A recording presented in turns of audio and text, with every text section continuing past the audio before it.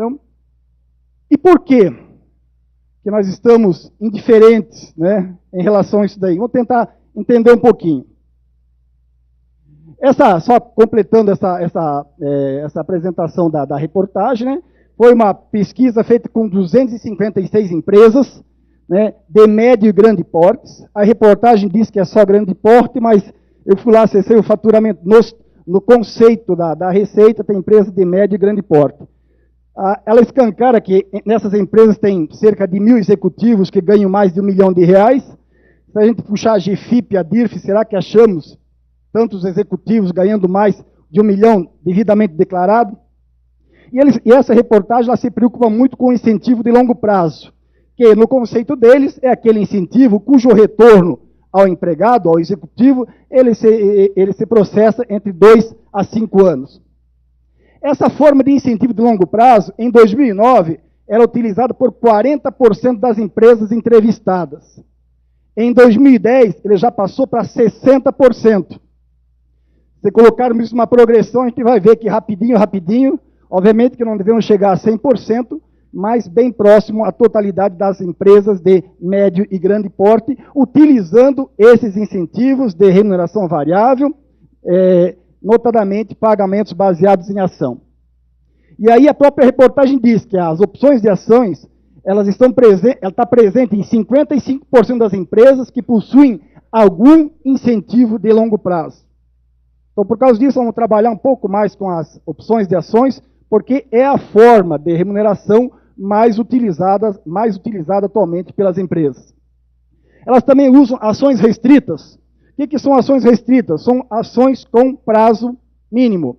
Então, a empresa concede uma ação, um direito a uma ação para o trabalhador, mas ele só poderá ter acesso, só poderá vender essa ação depois de, normalmente, 3 anos. Então, por causa disso, se chama ação restrita. Ele não pode negociar num período de tempo determinado.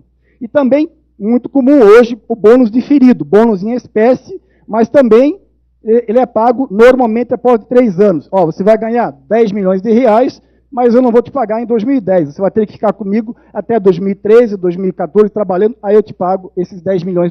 Já que falamos em opções de ações, que o mercado conhece, eu detesto termos em inglês, mas o mercado só chama de stock option, né? Mas é a tradução para opções de ações. Segundo esse dicionário, uma opção de ação outorga a um indivíduo do direito de comprar. Esse indivíduo aqui, entendemos como um empregado, como um executivo, em uma data futura, tá? Então não é hoje, ele vai comprar numa data futura, normalmente 3 anos também, ações de uma sociedade por um preço especificado ao tempo em que a opção lhe é conferida. Então, a opção ele confere hoje. Então, vamos jogar para trás no tempo, que é mais fácil. Lá em 2007, a empresa concede uma opção para ele, define o preço do exercício daquela opção, mas ele só poderá exercer se cumprir algumas condições. São condições de serviço, são mais condições individuais, de produtividade individual, condições de desempenho, que são condições que agregam todo aquele pessoal envolvido naquele plano, naquele programa de pagamento baseado em ação, e algumas condições de mercado que já começa a complicar um pouco. As normais são serviço, que é ficar um determinado tempo na empresa, e desempenho é atingir alguma meta, que são as mais variáveis nas empresas. E não é o tempo que as ações são adquiridas, né? Então, repetindo, o preço de exercício é fixado lá em 2007, no nosso exemplo. Então, normalmente, o que é? A ação o preço de mercado está o quê? R$30, lá em 2007. Fixou o preço de exercício, 25.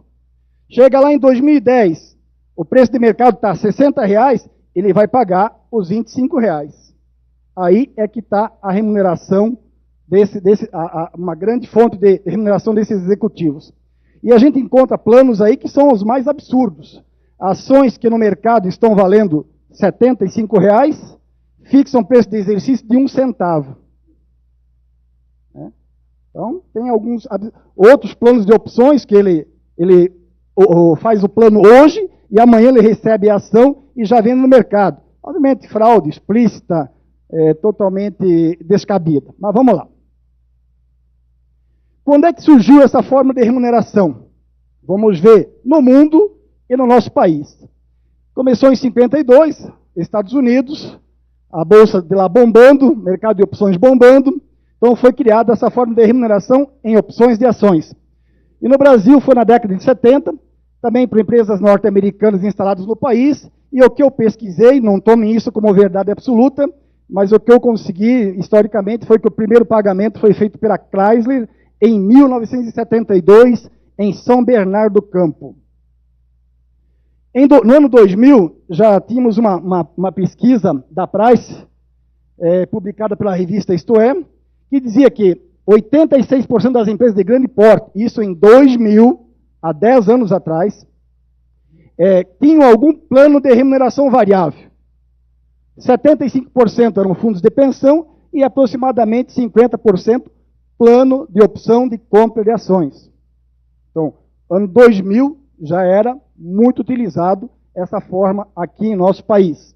E por que que, apesar de tão largamente utilizada, tão frequente, tão visível, hoje, né, nós não apuramos, não buscamos esse fato gerador, não consideramos isso remuneração para tributar 27,5% imposto de renda, mais a contribuição previdenciária. Por quê? Porque não existia nenhuma norma contábil que obrigasse as empresas a reconhecerem esse gasto com remuneração. Não existia no Brasil e também não existia no restante do nosso belo planeta Terra. E, obviamente, se não está na contabilidade, se não está registrado, né, o que não é visto, como é que nós, auditores, vamos apurar? Então, o mundo se preocupou já em 2000, essa IOSCO. O que é a IOSCO? A IOSCO é a associação de todas as CVMs do mundo. Então tem a SEC, que é a CVM americana. Então todas as CVMs do mundo estão organizadas e associadas a essa IOSCO. Então, no ano 2000, ela identificou que era necessário que existisse uma norma definindo, né, os parâmetros, a forma de reconhecimento, mensuração e abrangência dessa norma para apurar e deixar explícito os valores gastos com essa forma de remuneração. Em 2002, o IASB, o IASB é uma organização europeia sem fins lucrativos que se preocupa em editar normas internacionais de contabilidade na língua inglesa. Então eles lançaram um primeiro rascunho de uma norma que se chama IFR2, IFRS2. Essa norma foi traduzida para o Brasil e ela tem o número de CPC, pronunciamento contábil, número 10. É tradução literal da norma inglesa. Em 2004, né, essa norma foi aprovada com aplicação a partir de 2005. Então o mundo começou a reconhecer a despesa com essa forma de remuneração a partir do ano 2005. A norma americana, a partir de 2004, também foi revisada, e hoje, tanto a norma americana quanto a norma europeia são iguais à norma brasileira, o CPC 10. O IFRS é uma norma contábil. No Brasil, em 2005, a CVM, Comissão de Valores Mobiliários, editou uma circular recomendando que a despesa oriunda desse tipo de incentivo seja reconhecida no período de sua ocorrência e estimado pelo valor justo.